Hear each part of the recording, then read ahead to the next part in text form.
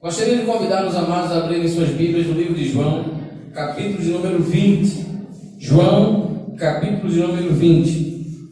João, capítulo de número 19. João, capítulo de número 19, verso de número 30.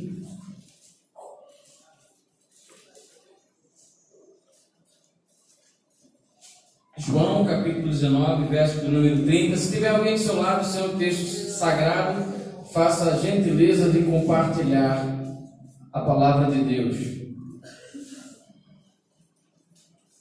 Se alguém puder sentar perto daquela visitante ali, ó. Essa visitante aqui, ó. Isso.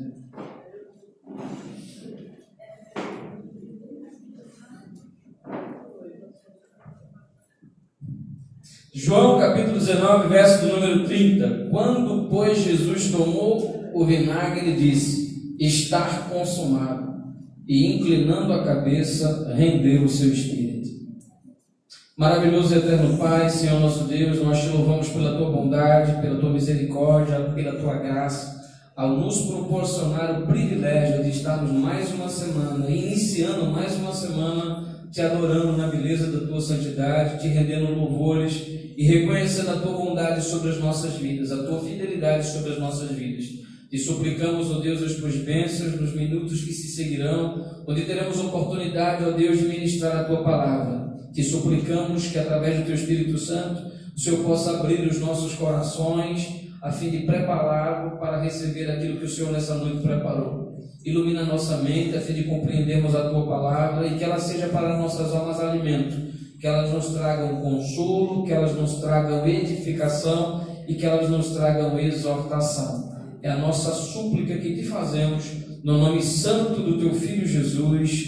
Amém e amém. Amém, meus queridos. Acredito que você já teve a oportunidade de, em alguma ocasião, nas suas leituras diárias ou em alguma pregação, ter a oportunidade de se deparar com esse verso, com essa palavra, tetelestai, está consumado, e pensar um pouco sobre o significado disso no texto. O significado dessa palavra no texto de João significa os instantes finais da morte de Jesus, da vida terrena de Jesus. O momento em que ele está crucificado, depois de um longo período, durante todo o processo da crucificação, ele está agora pregado na cruz, e nos instantes finais da sua morte, ele resume-se nessa expressão: está consumado. E então, diz o texto, ele inclina e entrega o seu espírito, como vai dizer nas outras passagens que relatam o Evangelho, no livro de Marcos, no livro de Lucas, no livro de Mateus, que vão dar mais informações. Mas essa palavra está consumado, tetelestai, terminou, está pronto, está pago.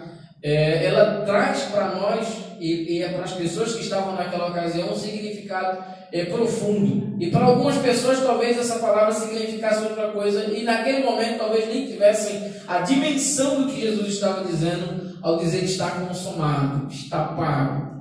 Não há mais dívida alguma, tudo foi pago.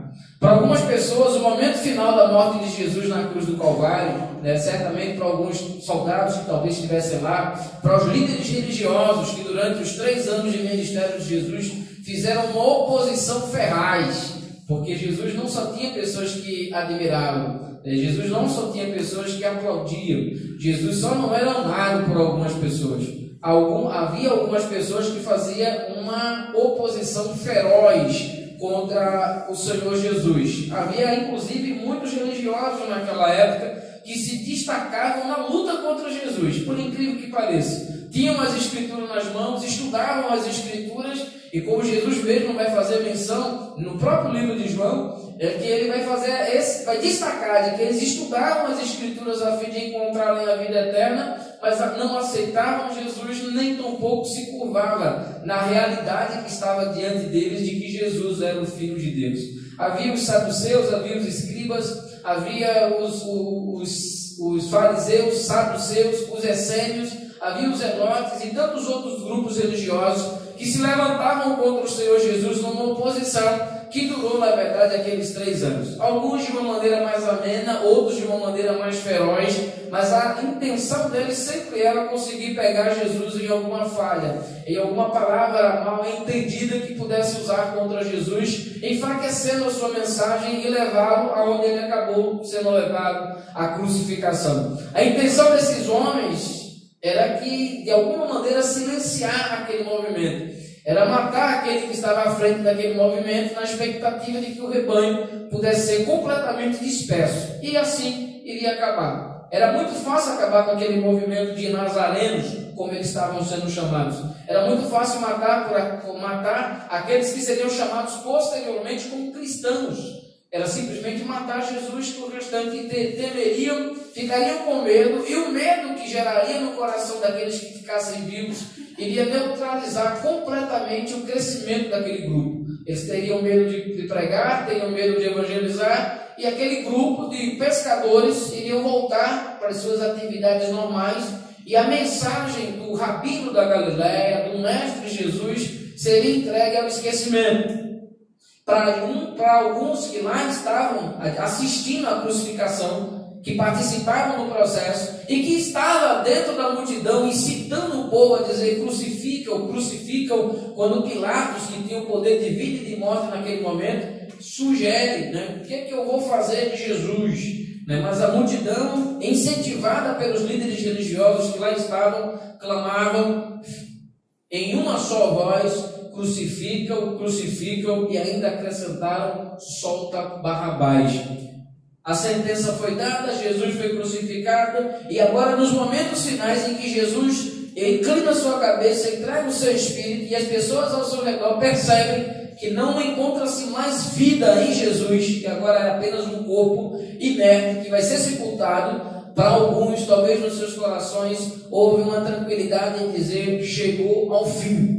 Ele está morto, está silenciado. Esse profeta que veio lá de Nazaré chegou ao fim, e agora o grupo vai ser disperso. Não há razão para nos preocuparmos, não há razão para termos algum tipo de preocupação em relação ao império, dele fazer um levante, já que havia um clamor de algumas pessoas de tentá-lo fazer rei dos judeus. Então não havia mais razão para o Império Romano se preocupar com aquela comunidade, não havia razão para eles ficarem preocupados, não havia razão para Herodes se preocupar, nem para Pilatos se preocupar, porque Jesus estava morto. Não havia razão mais para preocupação por parte dos líderes religiosos, dos principais da sinagoga, dos homens que mantinham o conhecimento religioso e a autoridade religiosa dentro do povo, porque Jesus estava morrendo. A oposição de Jesus não mais existiria, porque a palavra de Jesus, de certa forma, ofendia profundamente a maneira que eles pregavam e sobretudo, a maneira que eles estavam vivendo. A mensagem de Jesus era um confronto ao estilo de vida que os líderes religiosos da sua época viviam, e aqueles que se diziam religiosos, não apenas os líderes religiosos, mas aqueles que se diziam religiosos na época de Jesus. Então a mensagem de Jesus caiu como uma bomba em todo aquele cenário, seja ele político ou religioso. A mensagem de Jesus confrontou profundamente e agora chegava ao fim. Mas não foi apenas essa sensação de chegou ao fim, Jesus agora está morto, agora não mais há nada o que ser feito, apenas sepultá-lo.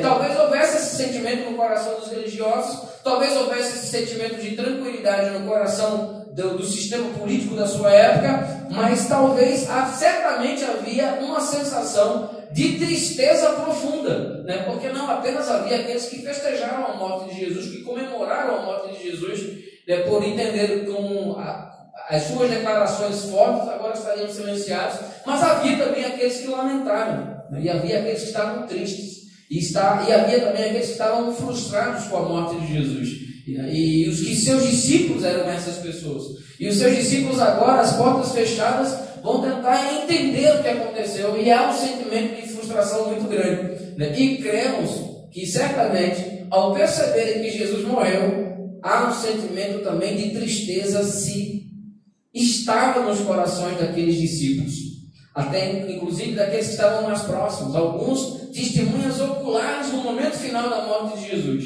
Alguns estavam longe, distantes, escondidos, na intenção de não se comprometer com Jesus de Nazaré. mas havia algumas pessoas lá próximas. Entre ele, Maria de Cleófas, Maria Madalena, Maria, sua mãe, que presenciou os instantes finais da vida do seu filho, e o seu discípulo amado, João, escritor das epístolas, escritor do Evangelho e escritor do livro de Apocalipse. Estava lá nos momentos finais da vida de Jesus. Teve a oportunidade de ouvir as últimas palavras do Mestre em vida, nessa vida terrena. E agora estão lá reunidos, e o sentimento de tristeza também toma conta dos seus discípulos, e é possível que se gerasse nos seus corações. O que é que nós vamos fazer agora? Chegou o fim. Parece que ao menos era essa a sensação, se não de todos os discípulos, mas pelo menos era essa a sensação que havia no coração dos dois discípulos no caminho de Emaús. Eles simplesmente tentam retornar, irem para sua casa, vão retomar a vida, e a declaração dele é clara, de que toda a expectativa que eles tinham, que Jesus fosse o Filho de Deus, que Jesus fosse aquele que fosse restaurar Israel, ela com a sua morte foi frustrada.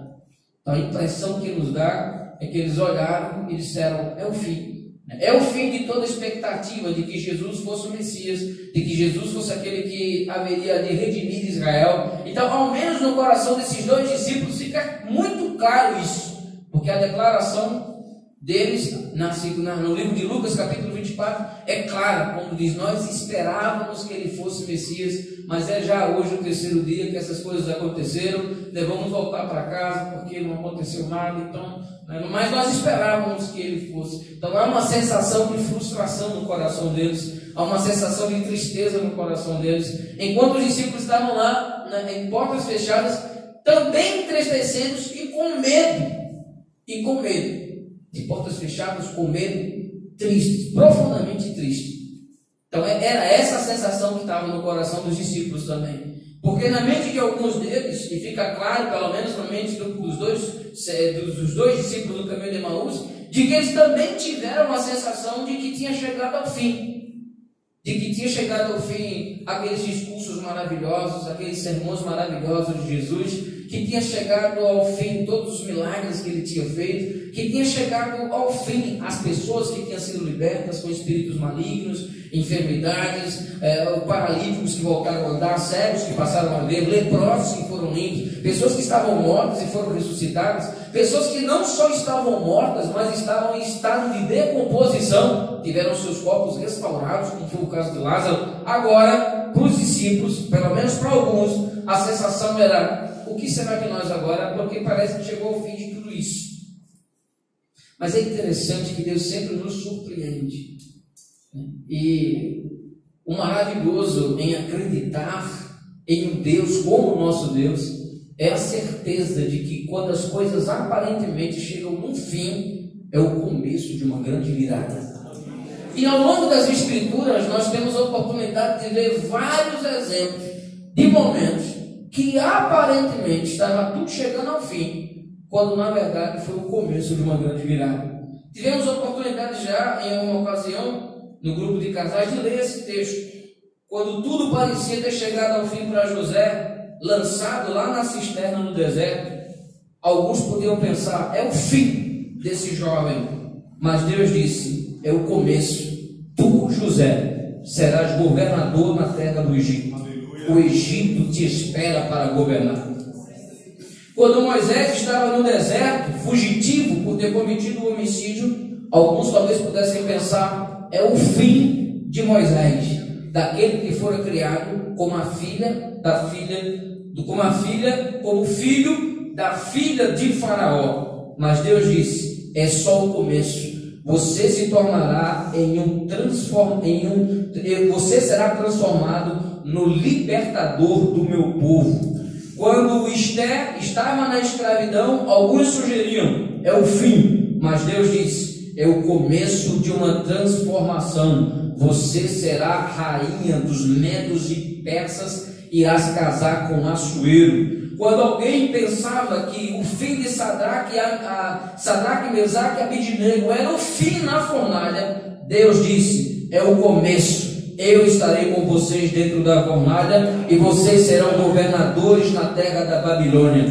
Quando alguém pensou que Daniel tinha chegado ao fim, ao ser lançado na cova dos leões, o Senhor disse, é o começo. a sua vida irá mudar essa cidade e preservar essa nação. Quando alguém olhava para Jonas no ventre do grande peixe, pensou: é o fim, atirado ao mar e engolido pelo grande peixe. Mas Deus disse: é apenas o começo. Você será conduzido a Nínive e lá fará uma pregação que toda uma nação há de se converter por causa da sua pregação. Quando João, exilado na ilha de Patmos, foi lançado naquela ilha prisão, aparentemente alguns poderiam imaginar era o fim, mas estavam equivocados, era o começo.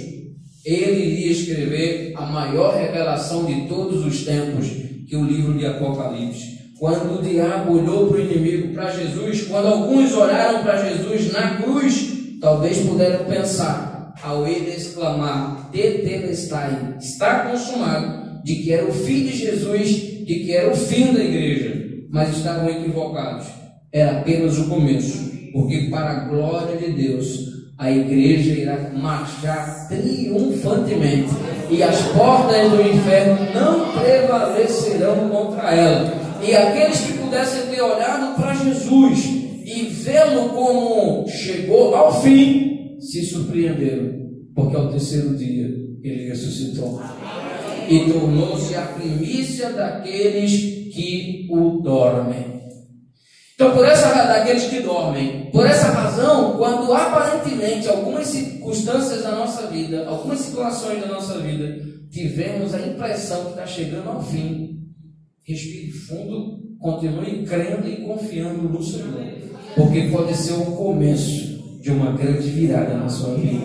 O que precisamos fazer é entregar a nossa vida na mão do Senhor. Confia nele e o mais ele fará. Seja sincero com o nosso Deus e com o nosso Pai. Se derrame na presença dele, porque está consumado. Não é o fim, é o começo. Quer ver uma prova que não é o fim? Olha para a sua vida. Quando Jesus disse está consumado, não era chegou ao fim, mas é apenas o começo.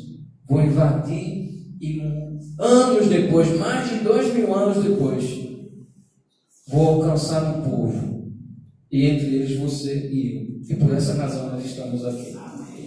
Que o Senhor nos abençoe, que o Senhor esteja sobre a nossa vida derramando a graça dia após dia. Não se esqueça, está consumado. A obra de Cristo foi perfeita, infinita, e não há nada que possa ser questionado sobre ela. Por essa razão, o nosso coração precisa encher-se de gratidão, na certeza de que Ele fez por nós o que nós não poderíamos fazer por nós mesmos, e que Ele nos deu a salvação, a vida eterna, e por essa razão nós estamos aqui. Que Deus abençoe a todos, em nome do Senhor Jesus. Amém?